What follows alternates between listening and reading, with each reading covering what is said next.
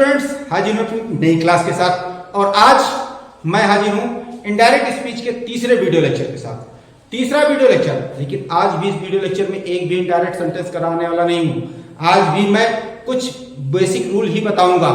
आज भी मैं आपको प्रोनाउन चेंज करना बताऊंगा। लेकिन वीडियो बहुत ही लंबा खींच रहा है, बहुत ही ज्यादा चल रहा है, और एक एक चीज जब डिटेल में बताना शुरू करता हूं तो कब वीडियो की लेंथ पूरी हो जाती, कब आपका क्लास पूरी हो जाती, ये पता नहीं लगता है। तो आज इस वीडियो लेक्चर में आपको बस प्रोनाउन चेंज जानने को मिलेगा कि प्रोनाउन कैसे चेंज किया जाता है, प्रोनाउन होते क्या है, और विशेषकर प्रोनाउन से रिलेटेड एक अद्भुत चीज मैं आपको इस वीडियो लेक्चर में बताने वाला हूं। वो आपको तभी मिलेगी जब वीडियो में आप लास्ट तक बने रहेंगे, और बहुत ही बढ़िया चीज मिलेगी। बहुत ही ज्यादा दिक्कत आपके सामने प्रोनाउन को लेकर आती है, तो वीडियो में आखिरी तक बने रहिएगा और एक एक चीज, एक एक स्टेप आप लिखते हुए चलिएगा। अब ज्यादा देर नहीं करते, चलिए वीडियो में आगे बढ़ते। लेकिन आगे बढ़ने से पहले जानी चाहिए, ये है आपकी अपनी एक्सीलेंस क्लास, और यहाँ पर हर एक चीज, हर एक बात आपको यूनिक और डिटेल में बताई जाती है। और ये वीडियो सीरीज आपको जीरो से हीरो बनाने वाली है इनडायरेक्ट स्पीच में। तो इसीलिए यदि मेरे चैनल पर नए हैं, पहली बार विजिट कर रहे हैं, तो चैनल को सब्सक्राइब कर लीजिए और साथ ही साथ बेल नोटिफिकेशन हिट कर दीजिए। और अब चलते हैं पहले अपने समरी की तरफ। इसके पहले हम लोगों ने सीखा क्या है, जो वीडियो पे नए हैं उनके लिए, कि पहले वीडियो लेक्चर में हमने सीखा कि जो टेंस क्या होते हैं, उनको कैसे पहचाना जाता है। टेंस के सारे सेंटेंस पहचानना मैंने सिखाया, उसके हेल्पिंग वर्ब बताए, उसके मेन वर्ब बताए।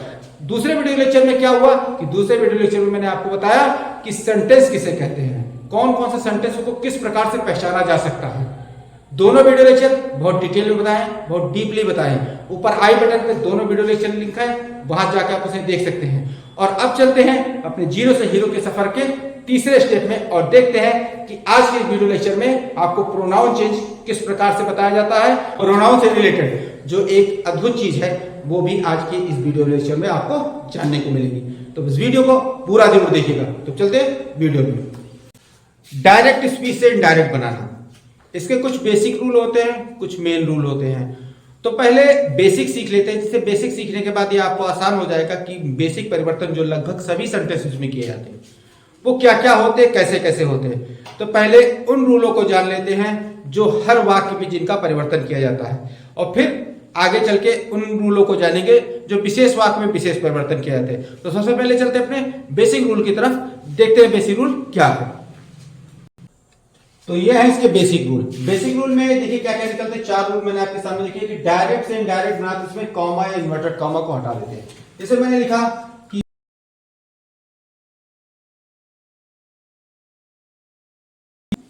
ये सेंटेंस मैंने आपको दे दिया, और इसमें देखिए कि जो रूल बता रहे हैं कि डायरेक्ट से इनडायरेक्ट बनाते समय कॉमा या इन्वर्टेड कॉमा को हटा देते हैं। मतलब ये हमारा कॉमा है, ये हमारा इन्वर्टेड कॉमा है, तो इसे हम हटा देते हैं। क्लियर। और उसके बाद रिपोर्टिंग वर्ब के टेंस में कोई परिवर्तन नहीं होगा, अर्थात ये वर्ब जो यहां पे लिखी होगी इसके टेंस में हमें कोई परिवर्तन नहीं करना। मतलब टेंस अगर प्रेजेंट टेंस में है तो इसे प्रेजेंट में ही रहने देंगे, पास्ट में है तो पास्ट में रहने देंगे, फ्यूचर है तो फ्यूचर में रहने देंगे। मतलब इसके टेंस में हम कोई परिवर्तन नहीं करेंगे। जिस टेंस में है इसका स्वरूप बदल देंगे, इसका लिखने का तरीका बदल देंगे, लेकिन इसके टेंस में हम कोई परिवर्तन नहीं करने वाले। ये सेज है यानी प्रेजेंट टेंस में है तो इसे प्रेजेंट टेंस में ही रहने देंगे। क्लियर। रिपोर्टिंग वर्ब को रिपोर्टेड स्पीच के मूड के अनुसार बदलता है। रिपोर्टिंग वर्ब रिपोर्टेड स्पीच जैसा नाम जानते हैं, इसको हम लोग रिपोर्टिंग वर्ब कहते हैं, और जैसा पिछले वीडियो लेक्चर में बताया इसे हम कहते हैं रिपोर्टेड स्पीच। Reported speech. अब रिपोर्टिंग वर्ब को रिपोर्टेड स्पीच के मूड के अनुसार है। मूड क्या होता है? मूड तो सुना होगा कि आदमी का मूड होता है, लेकिन यहां पे सेंटेंस का भी मूड होता है, और इसके मूड के अनुसार हम इसे बदलते हैं। अर्थात ये सेंटेंस हमारा कैसा है, अगर असर्टिव है तो इसमें जो होगा ये नॉर्मल सा सेज को टेल्स कर देंगे या टोल्ड कर देंगे, जो कुछ होगा वो करेंगे। लेकिन अगर ये इंट्रोगेटिव है तो आस्क हो जाएगा, इंपरेटिव है तो कमांड हो जाएगा, ऑर्डर हो जाएगा, रिक्वेस्ट हो जाएगा, ऑप्टेटिव है तो प्रेड हो जाएगा। कई सारी जगह पे कई सारे मूड के अकॉर्डिंग हम इसको बदलते हैं, लेकिन मूड बदलते हैं, टेंस नहीं बदलते। इस बात को ध्यान रखिएगा आप लोग। इस सेंटेंस का जो यहाँ पे रिपोर्टिंग वर्ब होती है, रिपोर्टेड स्पीच जैसा जिस सेंटेंस में रहेगी। पिछले वीडियो लेक्चर में मैंने आपको बताया कि 5 प्रकार के सेंटेंस होते हैं, उन 5 सेंटेंस में जिस प्रकार का सेंटेंस होगा उसी के अकॉर्डिंग ये बदलेगी, लेकिन जिस टेंस में रहेगी उसी टेंस में रह जाएगी। टेंस इसका नहीं बदलने वाला। क्लियर? नाउन में कोई परिवर्तन नहीं करते, अर्थात ये नाउन है, यहां पर भी अगर नाउन मिल जाए तो नाउन जहां मिल रहा है उसमें हम कोई परिवर्तन नहीं करते हैं। नाउन जहां है, जैसा है, जिस रूप में लिखा उसको वैसा ही रहने दो, नाउन में कोई छेड़खानी नहीं होती है। क्लियर? अब आगे बढ़ते हैं और अगला रूल देखते हैं कि इन्वर्टेड कॉमा। अब हमने बता तो दिया कि इन्वर्टेड कॉमा हटा देते हैं, लेकिन इन्वर्टेड कॉमा को हटा के कुछ लगाते भी हैं। तो इन्वर्टेड कॉमा पहली चीज मैंने बताई है, लेकिन इसके आगे और भी सारी चीजें। यहां तो मैंने कि जो कुछ होता है, जो परिवर्तन नहीं होता वो बताया, लेकिन डायरेक्ट से इनडायरेक्ट जब बनाते हैं तो कुछ जगह परिवर्तन होता है। पूरे सेंटेंस में टोटल 5 ऐसी जगह हैं जहां पर डायरेक्ट से इनडायरेक्ट बनाते समय परिवर्तन होता है। अब वो 5 जगह कहां कहां पर है, अगली स्लाइड में आपको बताता हूं कि वो 5 जगह कौन कौन सी है, कि उन 5 स्थान पे यदि आप परिवर्तन कर दीजिए तो सेंटेंस हमारा अपने आप इनडायरेक्ट बन जाएगा। तो पहले इसे आप नोट कर लीजिए, फिर इसके बाद चलते हैं वो स्थान देखते हैं जहां 5 जगह पर परिवर्तन करने से हमारा डायरेक्ट जो है इनडायरेक्ट आसानी से बन जाएगा। तो इनडायरेक्ट बनाते समय हम लोग ये कुल 5 परिवर्तन करते हैं, और इन्हीं 5 परिवर्तन को आप लोग लाइफ टाइम सीख ही नहीं पाते हैं। आप लोगों के लिए यही 5 परिवर्तन अजाब बन जाता है, और इन्हीं 5 परिवर्तन को, इन्हीं 5 चेंजेस को आप नहीं कर पाते हैं, जो आपको लिए बहुत दिक्कत बन जाती है। आप हमेशा इनडायरेक्ट में उलझे रह जाते हैं कि इनडायरेक्ट होता क्या, इनडायरेक्ट होता क्या, और इनडायरेक्ट के लिए 5 परिवर्तन पर निर्धारित होगा। अगर ये 5 जगह पे आप सही सही चेंज कर ले जाए तो सेंटेंस अपने आप डायरेक्ट से इनडायरेक्ट बन जाएगा। लेकिन सही चेंज, ये नहीं जो मन में आए वो कर दिया। जैसे पहला हमने चेंज किया था रिपोर्टिंग वर्ब, अर्थात इनडायरेक्ट कॉमा के बाहर, इन्वर्टेड कॉमा के बाहर जो वर्ब हमें दिखाई देती उसमें परिवर्तन, यानी कि उसे हम लोग टेंस तो नहीं चेंज करते हैं, लेकिन उसका स्वरूप बदल देते हैं। सेज टू को टेल्स कर देते हैं, से टू को टेल कह देते हैं। मतलब यदि रिपोर्टिंग ऑब्जेक्ट यदि सेंटेंस में आया हुआ है तो वहां पर रिपोर्टिंग वर्ब का स्वरूप हमें बदलना पड़ेगा। अफर्मेटिव सेंटेंस में यदि वही इंट्रोगेटिव है तब उसको तो निश्चित ही बदलना है, चाहे रिपोर्टिंग ऑब्जेक्ट आया हो चाहे ना आया हो। इंपरेटिव है, रिपोर्टिंग ऑब्जेक्ट हो या ना हो, लेकिन वहां पे रिपोर्टिंग वर्ब हमें बदलनी है।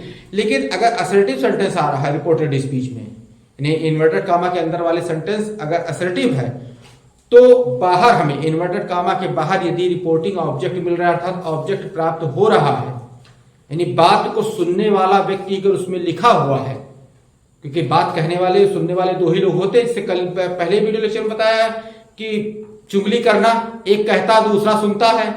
तो जब उसमें बात को सुनने वाला व्यक्ति उपलब्ध होगा उसी को हम लोग रिपोर्टिंग ऑब्जेक्ट कहते हैं, और जब रिपोर्टिंग ऑब्जेक्ट वहां पे हमें प्राप्त हो जाएगा तब यहां पर हमें इसके जो रिपोर्टिंग वर्ब है इसमें तभी चेंज करना है। क्लियर? तो पहला तो समझ में आ गया कि इन्वर्टेड कामा के बाहर वाली वर्ब को कैसे परिवर्तित करना है। फिर कॉमा का इन्वर्टेड कामा के निशान, यानी कॉमा इन्वर्टेड कामा, इसके पहले भी रूल में भी लिखा दिया है कि कॉमा इन्वर्टेड कॉमा हम हटा देते हैं और उसकी जगह पे कंजक्शन दैट का यूज करते हैं। ये हम करते हैं किसमें? असर्टिव सेंटेंस में। इंट्रोगेटिव में कुछ दूसरा कंजक्शन यूज होता है, और इंपरेटिव सेंटेंस में कोई दूसरा कंजक्शन, एक्सक्लेमेटरी में कोई दूसरा कंजक्शन, ऑपरेटिव में कोई दूसरा कंजक्शन। हर सेंटेंस के अपने अलग अलग कंजक्शन होते हैं, उन्हीं के साथ वो इनडायरेक्ट बनाते हैं। तो एक एक करके जैसे मैं आपको सेंटेंस क्लियर करता हुआ चलूंगा वैसे एक एक करके आपको हर एक सेंटेंस का कंजक्शन क्लियर होता जाएगा। दैट जो लगता है वो ये मान के चलिए कि यदि रिपोर्टेड स्पीच हमारी असर्टिव सेंटेंस में है, यानी अफर्मेटिव या निगेटिव दोनों में से कोई एक मिल रही है, तो ही हम लोग दैट का प्रयोग मोस्टली करते हैं। बाकी आगे चल के और किसी में भी होता होगा तो आगे रूल में आपको मिलेगा। लेकिन अभी ये जान लीजिए कि इन्वर्टेड कामा और कामा को हटाएंगे तो असर्टिव सेंटेंस यदि रिपोर्टेड स्पीच में मिल रहा है तो हमको दैट का यूज करना ही करना है। क्लियर? अगला तीसरा नियम, जो तीसरा परिवर्तन होता है रिपोर्टेड स्पीच के प्रोनाउन में, ये सबसे बड़ी दिक्कत आती है। रिपोर्टेड स्पीच का प्रोनाउन, बहुत सारे लोग कंफ्यूज होते हैं कि प्रोनाउन को बदला कैसे जाए। कितना भी समझा दो दिमाग में घुसता ही नहीं कि प्रोनाउन कैसे बदलना है। तो आज जो मैं वीडियो लेक्चर आगे बढ़ेगा तो इसमें इसके बाद मैं प्रोनाउन चेंज ही बताने वाला हूं। तो प्रोनाउन चेंज यदि आपको दिमाग में एक अच्छे से बैठ गया तो एक समझ लीजिए एक युद्ध आप जीत चुके हैं, क्योंकि प्रोनाउन चेंज जिनकी समझ में नहीं आता वो इनडायरेक्ट स्पीच मोस्टली गलत ही करते हैं, वो कभी सही नहीं कर पाते। तो प्रोनाउन चेंज होता है। तीसरा पॉइंट ये होता है कि इन्वर्टेड कामा के अंदर जो प्रोनाउन यूज होता है यानी जो पर्सनल प्रोनाउन जो सब्जेक्ट बनता है उसमें हमें परिवर्तन करना रहता है, उसको हमें चेंज करना रहता है। क्लियर। चौथा पॉइंट क्या है, रिपोर्टेड वर्ब अर्थात इन्वर्टेड कॉमा के अंदर वाली वर्ब। इन्वर्टेड कॉमा के अंदर वाली वर्ब भी बहुत मायने रखती है। टेंस यदि पढ़ा होगा तो टेंस में देखा होगा कि हर टेंस की अपनी एक अलग वर्ब होती है, अपनी एक अलग हेल्पिंग वर्ब होती है। तो इन्वर्टेड कॉमा के अंदर जब भी जो भी वर्ब अवेलेबल होगी उसके टेंस में जब भी परिवर्तन किया जाएगा वो अपने टेंस के मूड के अकॉर्डिंग चेंज होती चली जाएगी।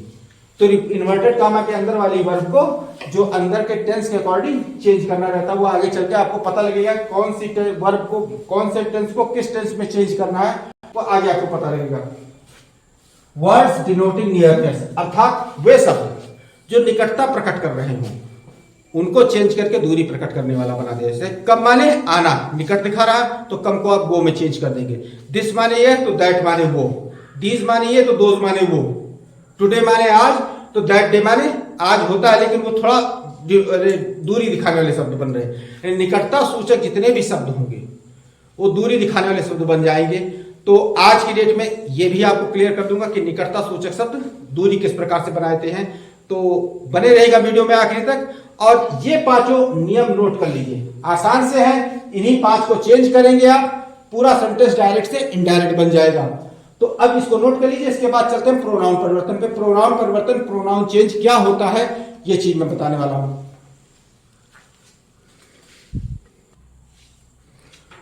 तो पहले परिवर्तन की तरफ चलते हैं। पहला परिवर्तन मैंने आपको क्या लिखा था, पहला परिवर्तन मैंने लिखा था आपको कि जो रिपोर्टिंग वर्ब होती है उसमें परिवर्तन करना था। अब रिपोर्टिंग वर्ब में क्या क्या परिवर्तन करना था आपको मैं लिख के दिखा देता हूं। बोल के तो बताया था लेकिन शायद आपको याद ना रह जाए तो मैं लिखे देता हूं जिससे आप लोग भी इसे नोट कर ले और फिर आगे चल के आपके सामने दिक्कत ना आए। तो जब भी ये से लिखा मिले आपको से, तो ये नो चेंज में चला जाएगा, इसको चेंज हम लोग नहीं करेंगे, नो चेंज। लेकिन अगर यहीं पे से टू मिल जाता है हमें तो इसे हम टेल कर देंगे। से मिल रहा है तो नो चेंज रहेगा और से टू मिल रहा है तो टेल कर देंगे। उसी जगह से अगर सेज मिल रहा है तो नो चेंज करेंगे और अगर सेज टू मिल रहा है तो हम टेल्स कर देंगे। उसी प्रकार से अगर खाली सेड मिल रहा है तो नो चेंज और सेड टू मिल रहा है तो टोल्ड कर देंगे।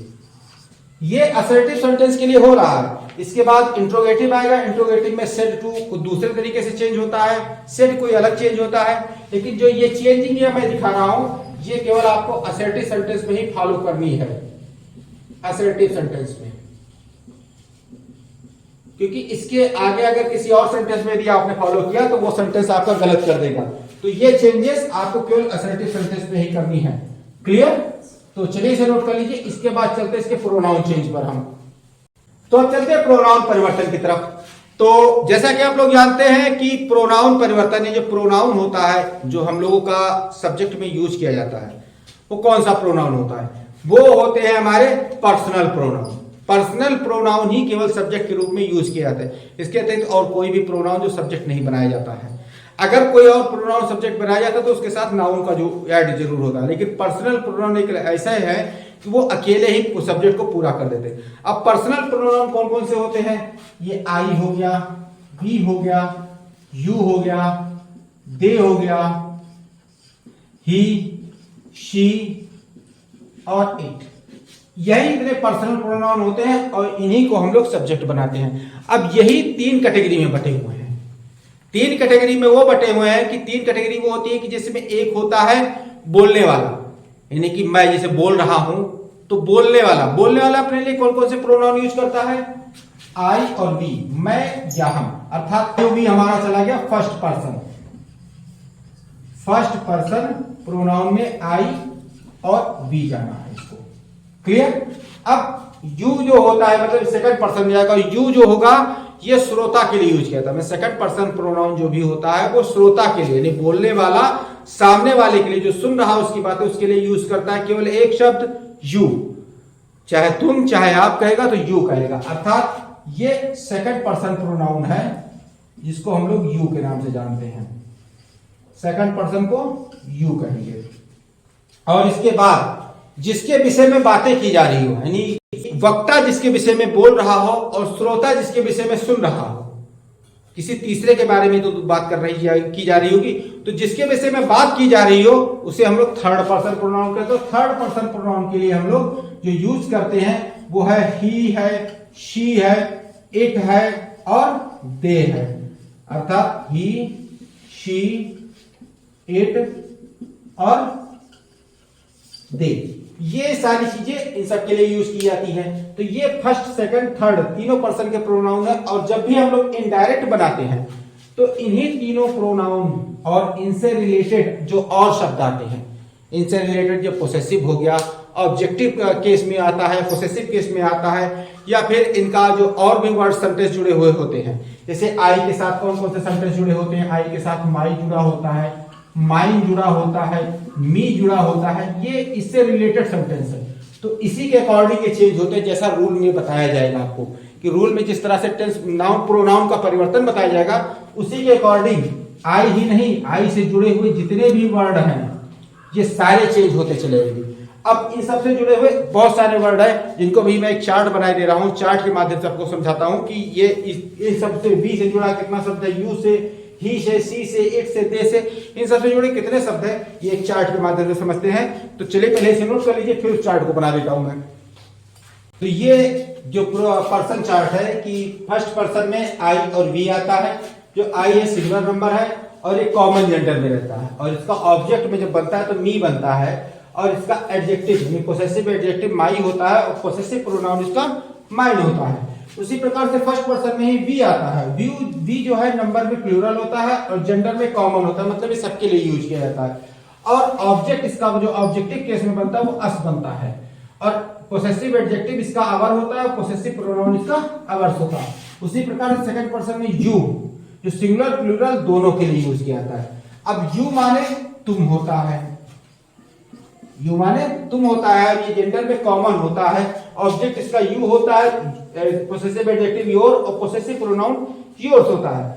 इसलिए लेकिन ये अभी खत्म नहीं हुआ, सेकंड पर्सन में एक और वर्ड आता है जिसको हम लोग कहते हैं दाऊ। दाऊ का अर्थ होता है तू, से यू का मतलब तुम होता है, दाऊ का अर्थ होता है तू, और इसका जो जेंडर और नंबर होता है वो तो इसी तरह होता है कि सिंगुलर प्लूरल दोनों के लिए यूज होता है, कॉमन जेंडर में होता है। लेकिन इसका जो ऑब्जेक्ट होता है वो दी के रूप में आता है। दी ऑब्जेक्ट के रूप में दाऊ को दी कहते हैं। और फिर इसका जो पोसेसिव एडजेक्टिव होता है वो दाई हो जाता है, और पोसेसिव प्रोनाउन जो हो जाता है दाई हो जाता है। ये एक और सेकंड पर्सन प्रोनाउन का ये वर्ड है जो कि बहुत कम जगह यूज किया जाता है। लेकिन आप लोगों ने मैंने लिख दिया कि ये चीज याद रखें कि कहीं पर भी अगर ऐसे वर्ड आते हैं तो उनको भी सेकंड पर्सन की तरह ही ट्रीट किया जाए, ये सेकंड पर्सन में ही गिनती किए जाते हैं। क्लियर? अब थर्ड पर्सन में हमारे पास ही, शी, इट और दे। तो ही क्या है? Singular number masculine gender. She क्या है? Singular number feminine gender. It क्या है? Singular number neutral gender. और दे क्या है? Plural number all gender. All gender क्या है? ये जब चाहे तो मैस्कुलिन के लिए, जब चाहे तो फेमिनिन के लिए, सबके लिए यूज किया कर सकते हैं। जैसे वी को भी इसी प्रकार से ऑल जेंडर के लिए यूज कर सकते हैं, कॉमन जेंडर नहीं ऑल जेंडर के लिए इसे यूज कर सकते हैं। इसका ऑब्जेक्ट ही का जो ऑब्जेक्टिव केस हिम होता है, शी का ऑब्जेक्टिव केस हर होता है, इट का ऑब्जेक्टिव केस इट ही होता है, दे का ऑब्जेक्टिव केस देम होता है। लेकिन पोसेसिव प्रोनाउन बदल जाते हैं। पोसेसिव एडजेक्टिव में पहले क्या आता है? ही का हिज हो जाएगा, शी का हर, इट का इट्स और दे का देयर हो जाएगा। लेकिन पोसेसिव प्रोनाउन जो होगा हिज का हिज ही रह जाएगा, नो चेंज।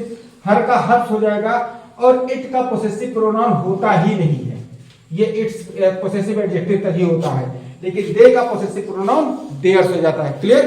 तो ये हमारे पर्सन है जो प्रोनाउन होते हैं। ये जब भी आपको इस टाइप में कहीं भी ऐसे वर्ड मिल जाए तो उनको जिसके अकॉर्डिंग बताऊंगा कि फर्स्ट पर्सन किसके अकॉर्डिंग चेंज किया जाता है, सेकंड पर्सन किसके अकॉर्डिंग चेंज किया जाता है, थर्ड पर्सन किसके अकॉर्डिंग चेंज किया जाता है, तो इन वर्डों को आप कहीं पर भी देखिए तो इसके रिलेटेड वर्ड मानकर उसी के अकॉर्डिंग को ट्रीट कीजिए, उसी के अकॉर्डिंग को चेंज कीजिए। यानी कि अगर आपको कहीं योर मिल रहा है तो योर यानी कि यू से रिलेटेड है, और यू को जैसा हम चेंज करने के लिए बताएंगे उसी के अकॉर्डिंग कहीं पर भी सेंटेंस में अगर योर लिखा हुआ मिल रहा है तो वो भी चेंज किया जाएगा। लेकिन अगर कहीं पर अवर लिखा हुआ मिल रहा है और वी के अकॉर्डिंग किसी को मैंने चेंज करना बताया कि वी कैसे चेंज किया जाता है, तो वी के साथ जुड़ा हुआ वर्ड आवर, आवर्स या अस, उसी के अकॉर्डिंग ही चेंज किया जाएगा। क्लियर? यानी कि पर्सन के साथ जो भी पर्सन जैसा भी मैं चेंज करने के लिए बता रहा हूं, उससे रिलेटेड वर्ड सेंटेंस में कहीं पर भी लिखे अगर आपको मिल रहे हैं, रिपोर्टेड स्पीच के सेंटेंस में कहीं पर भी उससे रिलेटेड वर्ड आपको लिखे हुए मिल रहे हैं, तो 100% है उसी के अकॉर्डिंग चेंज किए जाएंगे, जिस अकॉर्डिंग आपको प्रोनाउन चेंज बताया जाएगा। क्लियर? तो चलिए इस चार्ट को बना लीजिए, इसके बाद चलते हैं इसके प्रोनाउन चेंज की तरफ। यहां पर इस चार्ट के माध्यम से एक और आपकी सबसे बड़ी दिक्कत दूर हो रही है कि आप लोग कभी ट्रांसलेशन करने बैठते हैं, कोई भी ट्रांसलेशन आपके सामने आता है तो कंफ्यूज हो जाते हैं, किसे लेके मैं अपने घर जाता हूं, तुम अपने घर जाते हो, वो अपने घर जाता है, तो सबके लिए आप माई यूज करेंगे कि सबका अलग अलग वर्ड होता है। ये कंफ्यूजन आपके पास हमेशा रहती है, और जब तक ये क्लियर नहीं होगी तब तक कंफ्यूज रहेंगे। किसी ने बता दिया कि तुम अपने घर जाते हो तो आपने योर लगा लिया, बताया योर लगा लिया, लेकिन अगर कहा कि वो अपने घर जाता तो वहां पर भी योर लगाएंगे, वो गलत हो जाएगा सेंटेंस, वहां पर दूसरा वर्ड लगता है। अब वहां ऐसे कैसे क्लियर हो कि कौन कौन से वर्ड कहां कहां पे लगते हैं? तो बस आप एक चीज ध्यान रखिए इस चार्ट में कि जो एक प्रोनाउन है, इससे रिलेटेड जो पोसेसिव एडजेक्टिव है, यही अपने के लिए हर प्रोनाउन के साथ यूज होता है। यानी आई के लिए पोसेसिव एडजेक्टिव माई जो लगेगा, ये आई के साथ अपने के लिए लगेगा, वी के साथ अवर लगेगा, यू के साथ योर लगेगा, ही के साथ हिज लगेगा, शी के साथ हर लगेगा, इट के साथ इट्स और दे के साथ देयर। अर्थात किसी भी सेंटेंस को आप ट्रांसलेशन करने बैठ रहे हैं और आपके सामने अगर कोई ऐसा वर्ड सेंटेंस आ जाता है जिसमें एक पर्सनल प्रोनाउन शुरू में दिया गया है कि मैं अपना काम करता हूं, तो मैं के लिए आप आई लगाएंगे और आई से रिलेटेड माई वर्ड जो है ये अपने के लिए आप वहां पे आगे जाके सेंटेंस में यूज कर देंगे। क्लियर? अगर तू अपना काम करता है तो तू के लिए यू मत लगाइए, तू के लिए दाऊ लगाइए, और गांव के साथ पोसेसिव एडजेक्टिव दाई होता है, इसके साथ ये जुड़ता है। क्लियर? तो उम्मीद करता हूं कि ये अपने शब्द के लिए कंफ्यूजन नहीं होगी, आपके दिमाग से दूर हो गई होगी। तो अब चलते हैं डायरेक्ट से इनडायरेक्ट बनाते समय प्रोनाउन में किस प्रकार से परिवर्तन किया जाता है ये जानते हैं। तो जैसा अभी मैंने आपको बताया कि प्रोनाउन पर्सनल प्रोनाउन होते क्या है, कैसे कैसे इनको आगे इनके रिलेटेड वर्ड क्या होते हैं। तो जब भी डायरेक्ट से इनडायरेक्ट बनाते हैं तो दिक्कत आपके सामने आती है कि पर्सनल प्रोनाउन जो रिपोर्ट इन्वर्टेड कामा के अंदर यूज हो रहे हैं उनको किस प्रकार से चेंज किया जाए। तो यहां पे आज आपकी वो समस्या दूर किए देता हूं कि जो पर्सनल प्रोनाउन को कैसे चेंज करना है। जो फर्स्ट पर्सन प्रोनाउन है, जिसे यहां पे लिखा गया, सेंटेंस आपके सामने आ गया, तो इसमें जो ये पर्सनल प्रोनाउन है इसी को आपको चेंज करना है। आई एम डांसिंग, यानी आई वर्ड को आपको चेंज करना है। तो ही सेज, तो जब भी ये आई वर्ड आए अर्थात इसको यहां इसके अकॉर्डिंग हमें चेंज करना रहता है, इस सब्जेक्ट के अकॉर्डिंग। यहां पे जो लिखा रहे इससे रिलेटेड हमें प्रोनाउन वहां देना रहता है। क्लियर? यानी कि रिपोर्टेड जो सब्जेक्ट होता है, रिपोर्टिंग सब्जेक्ट जो हमारे पास होता है, रिपोर्टर जिसके नाम से जानते हैं जिसको, उसी से रिलेटेड हमें पर्सनल प्रोनाउन जाकर रिपोर्टेड स्पीच में डाल देना रहता है। जैसे कहा गया कि ही सेज, तो यहां लिखेंगे हम ही सेज दैट, क्योंकि जो बताया इन्वर्टेड कॉमा हटाएंगे हम दैट लगाएंगे, और फिर आई को इससे रिलेटेड पर्सनल प्रोनाउन क्या निकलेगा, ही से रिलेटेड ही होगा, तो ही लगा दिया हमने, ही इज, क्योंकि ही के साथ जो हमें प्रोनाउन वर्ब मिलती है वो इज ही मिलती है, तो ही इज डांसिंग। अभी जो वर्ब चेंज है वो आगे समझेंगे, अभी यहाँ पे केवल प्रोनाउन चेंज देखिए कि ही से रिलेटेड पर्सनल प्रोनाउन ही आता है, तो ही इज डांसिंग। या फिर जैसे एक सेंटेंस मैंने ले लिया कि Rohan says to Sheela we are playing, we are playing. अब यहां पे आपको देखना है कि क्या चेंज करना है। तो रोहन प्लूरल नंबर है, सिंगुलर नंबर है, और वी जो है प्लूरल नंबर है। अब रोहन क्या है, थर्ड पर्सन प्रोनाउन है। ये रोहन जो है हमारे पास थर्ड पर्सन में आता है, इसको हमेशा थर्ड पर्सन में ही काउंट करते हैं। जो ये नाउन होता है तो ये थर्ड पर्सन इसलिए लिखा है क्योंकि नाउन होता है, इसमें नाउन से रिलेटेड जो भी पर्सनल प्रोनाउन हम लोग लेते हैं वो थर्ड पर्सन से ही लेते हैं। तो क्लियर? तो यहां पे हमने लिया रोहन सेज, सेज को सेज टू को हमने क्या बताया था, सेज टू को अभी चार्ट में आप देखेंगे तो टेल्स बताया था करने के लिए, तो यहां पे हमने कर लिया टेल्स। शीला दैट लगाया, इन्वर्टेड कॉमा हटाएंगे दैट लगाएंगे, और क्या बताया था, इससे रिलेटेड हम थर्ड पर्सन प्रोनाउन लेंगे। थर्ड पर्सन में क्या होते हैं, ही, शी, इट और दे। ये चार मैंने अभी आपको लिखाए हैं, लेकिन चारों में प्लूरल कौन सा है, चारों में प्लूरल है दे, अर्थात बी भी हमें प्लूरल मिल रहा है और इसकी जगह पे प्लूरल ही लेना है हमें, इन्हें सिंगुलर उठा के डाल देंगे। तो बी के जगह पे हम लोग ले लेंगे दे आर प्लेइंग। क्लियर, यानी कि वी चेंज किया इसके अकॉर्डिंग हमने, आई और वी, अर्थात फर्स्ट पर्सन जब भी चेंज होगा वो हमेशा जो रिपोर्टर के अकॉर्डिंग चेंज होगा। यहां पे हम लिख देते हैं एक लाइन में आप लोगों के लिए कि आसान हो जाए आप सबको।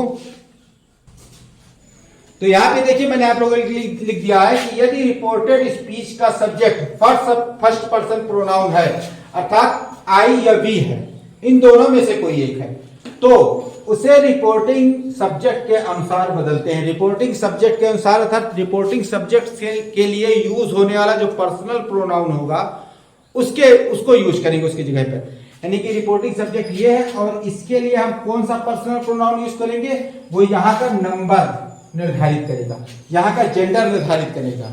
तो उसी के अकॉर्डिंग हम लोग यहाँ पे चेंज करते हैं।